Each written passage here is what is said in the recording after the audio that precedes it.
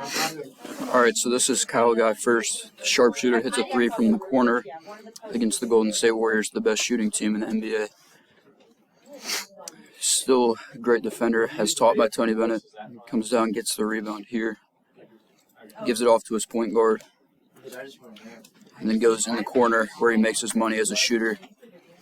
Point guard drives, and then they get the ball to him, and he drills a three.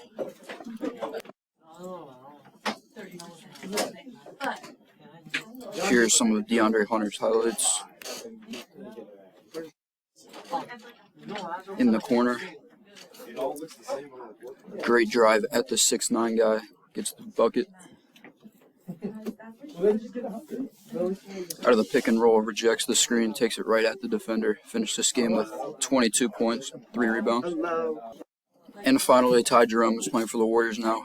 Drives at the smaller Jose Alvarado, who is known as a pest in the NBA. Gets the and one. Deep three-point range she worked on in college. And then a beautiful pick and roll with Kayvon Looney. Gets the assist and the and one. Another assist for Ty Jerome.